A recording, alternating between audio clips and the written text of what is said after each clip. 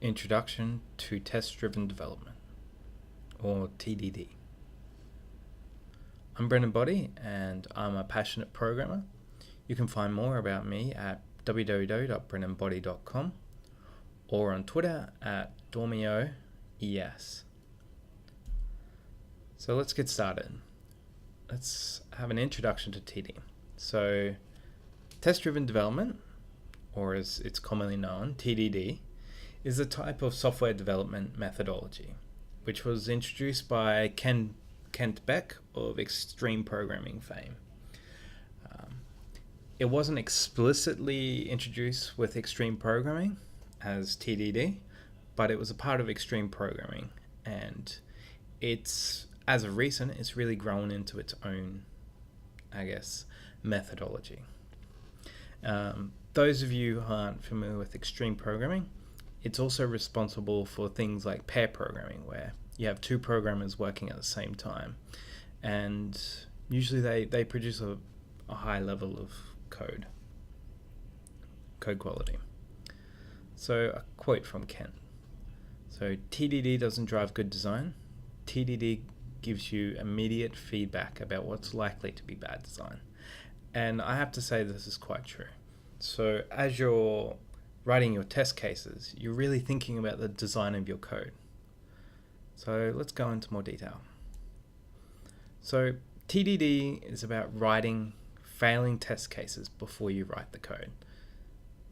So as you write the test cases, you're thinking about the design of your code as per the previous quote. So you're really thinking about how to write the code, what's necessary, what's the bare minimum to make it pass. It provides a more strict method for programmers to guarantee that their test cases are written, as when deadlines start coming up, some people are tempted not to write their test cases. And one particularly interesting use case for TDD is debugging of older code. So if you need to change, let's say, feature X, now there might not be test cases, so you start writing test cases to test that particular function. Then, as you go to make your changes to that function, you're guaranteed that at a minimum, it's going to continue with the same functionality. Or if you're fixing up some functionality it should have, or expected behavior, then you can make sure you're not affecting anything else. And then you write your new test cases, which take into account what it should be doing. And so this kind of gives you a bit more security around when you're playing with legacy code. So the crux of TDD. It's not as simple as just say, write your test cases before your code, which in a sense is how things are done. But there is a psychology behind the idea of seeing your test cases fail and then fixing them. You get this sense of accomplishment. So your test should really be failing until the code's finished being written. Now, the process follows this method. Starts off failing, then you write some code, and ideally it should pass the unit tests.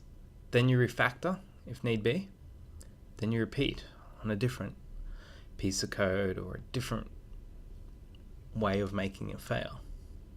So I'll go through an example of TDD using Python 3.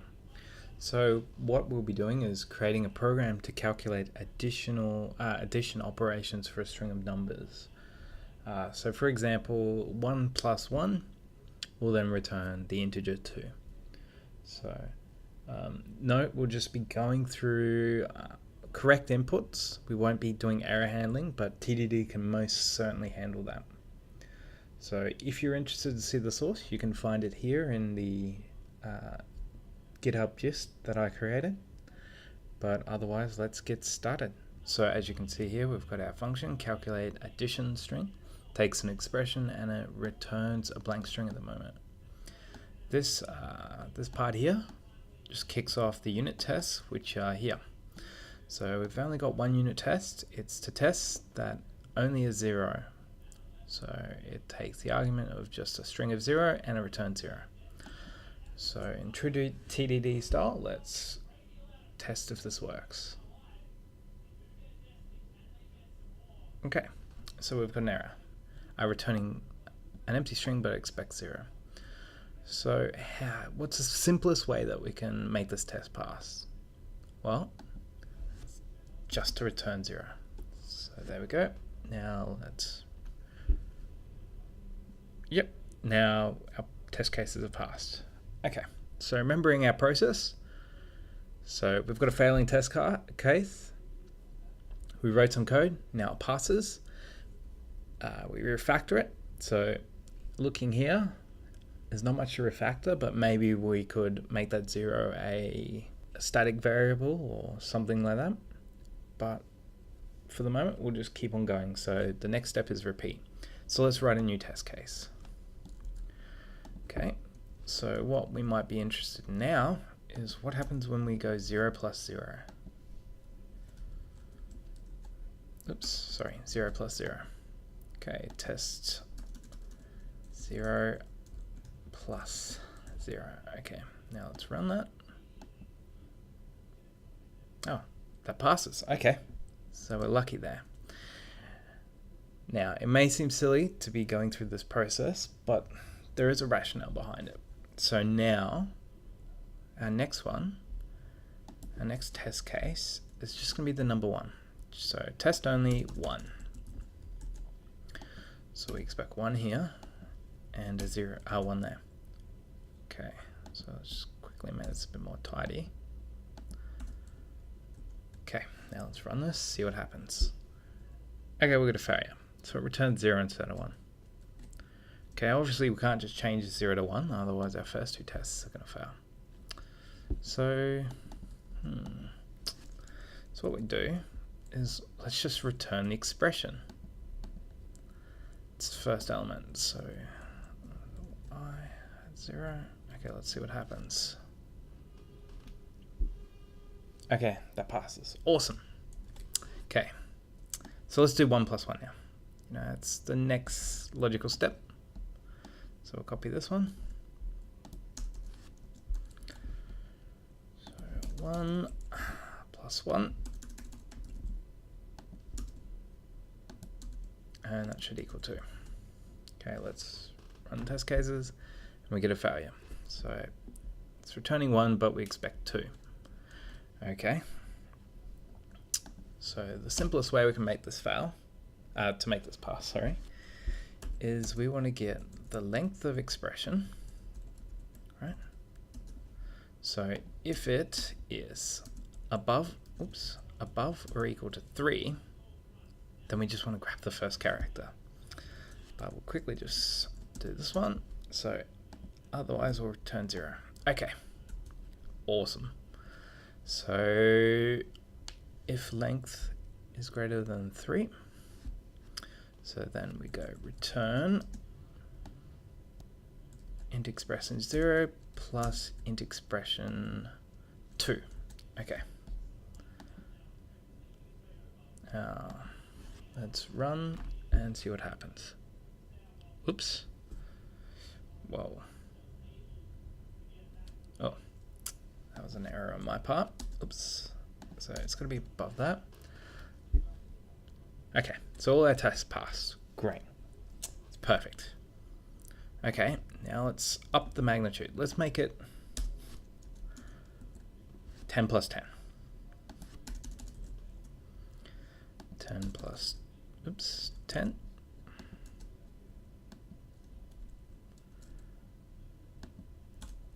Now we're expecting 0.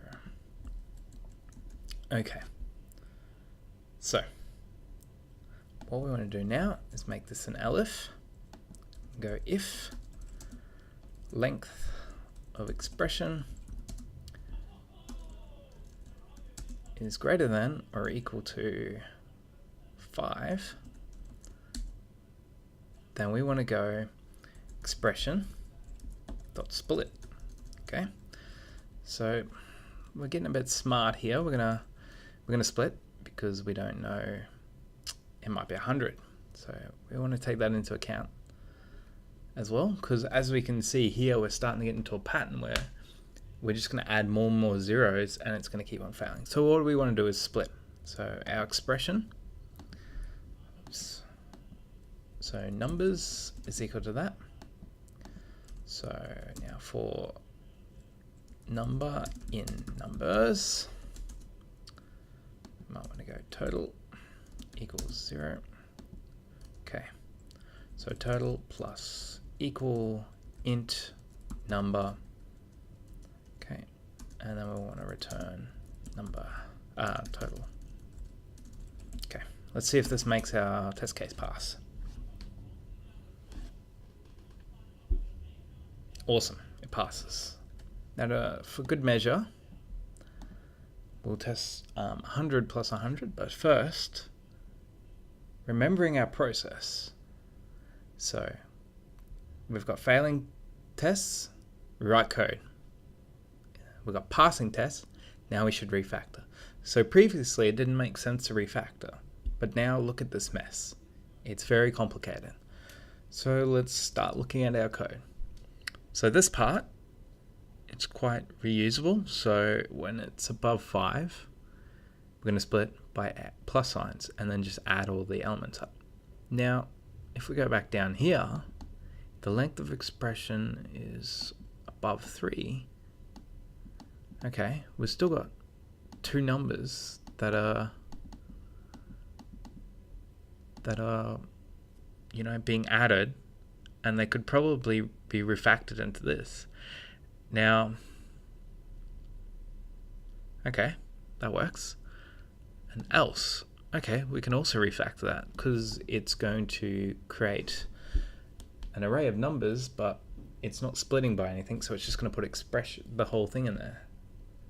Now, an interesting test case, particularly for this one, and so what we want to do is get this test only 0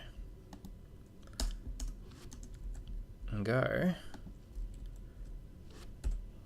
100. So we want 100 to return. Can you see what's going to go wrong here? Uh-oh, it failed. So it's returning a 1 instead of a 100. Can you see why it's doing that? It's getting the first element, which is 1, and the second element is 2. Third element, which is going to be 0. Okay, so it doesn't make sense to have this here. So let's bring it all out. Now, we've just refactored our code. So typically,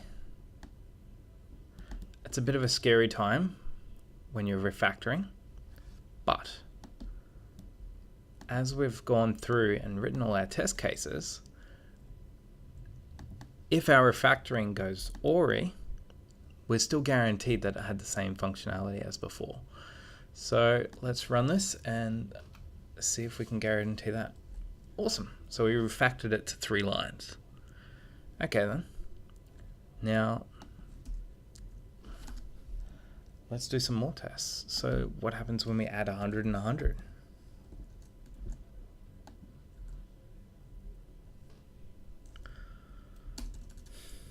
$100 plus 100.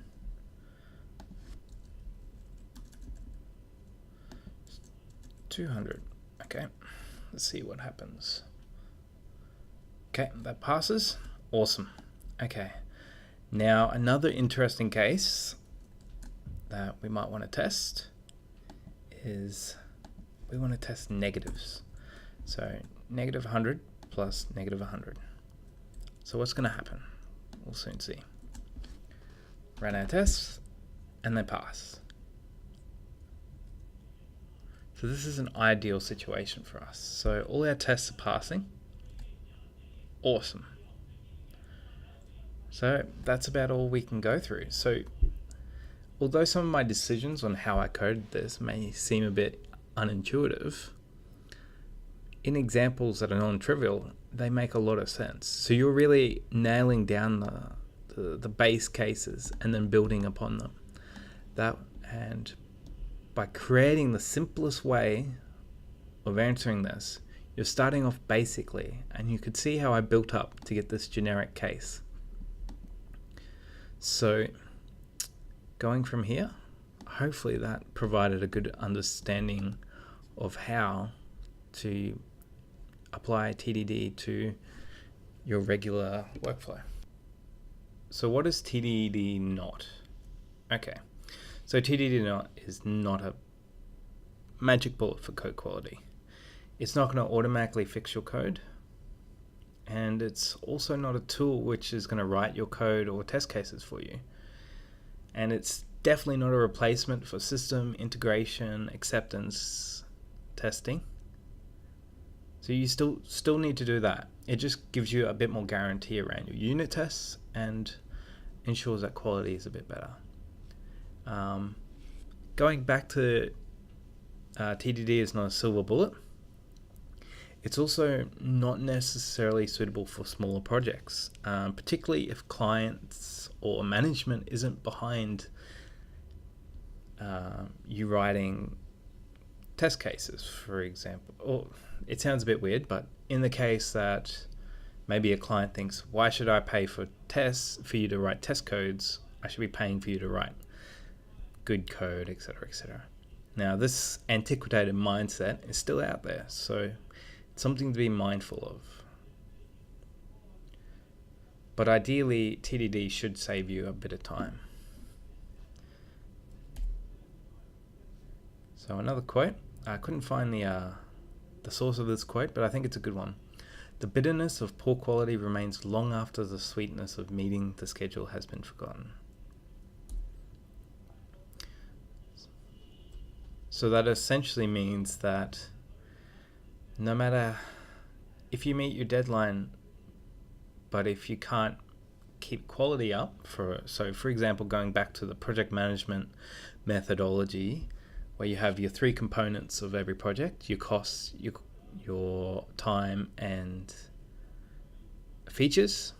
So from this example, it looks like features are constant, time is constant, and most likely cost has not been added. So there is a suffering on the quality side.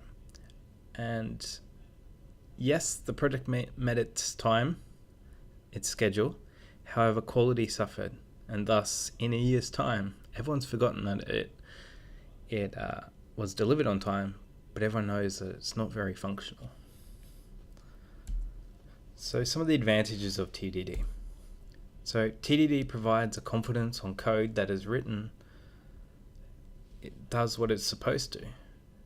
So you know that, for example, going back to our previous example, if you enter in two numbers, you're pretty sure that code is going to be able to calculate the addition of those two numbers based on your test coverage, unit tests. TDD also helps keep test coverage very good, which makes refactoring later a lot easier, especially when the code becomes legacy, because if someone needs to make changes, they can have a pretty good confidence rating that they're not going to break anything else because their test cases are their safety net. It also forces programmers to ensure that there are test cases for all features, and this is done as the tests are written before the features. You're always guaranteed to have tests before you have features, so all features should have test cases. Some more advantages of TDD. So there's a lot of them. It forces programmers to think through their problems and potential edge cases early on, which helps really design, as we talked about before. It helps guide design, or in a sense, it helps you avoid bad design. TDD can also be used as documentation for features. Test cases are probably more likely to be kept up to date than documentation written by developers, so it's a good starting point. And depending on your testing framework, it might be quite readable as well.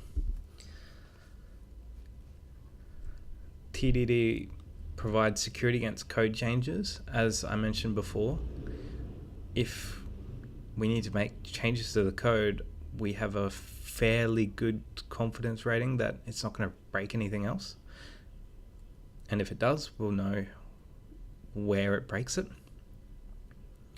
And just adding on to that, there's a lot of studies which show that people use debuggers a lot less when they do TDD because they have almost immediate traceability of when they break their own code. TDD generally produces a high level of code, high quality of code, and this has been shown in a lot of projects. TDD can also easily integrate into existing workflows. So instead of, say, your team at the moment develops then writes test cases, if the test cases just come before, so for example, in a Jira board, you change the workflow around, you're not interrupting the way developers work necessarily.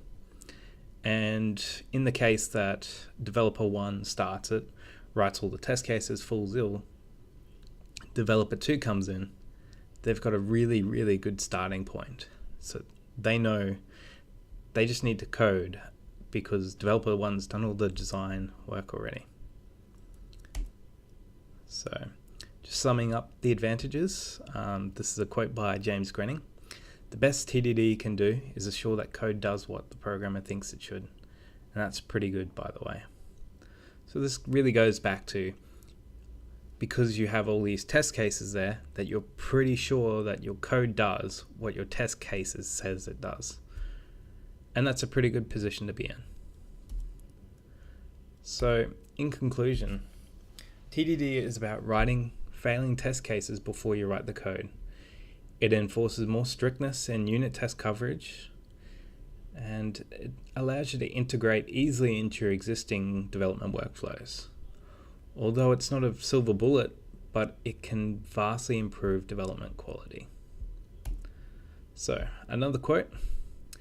I taught Bethany, my oldest daughter, TDD as her first programming style when she was about age 12. She thinks she can't type in code unless there is a broken test. The rest of us have to muddle through reminding ourselves to write the tests. And that's by Kent Breck, and you may remember he, discovered TDD. And so I think this quote really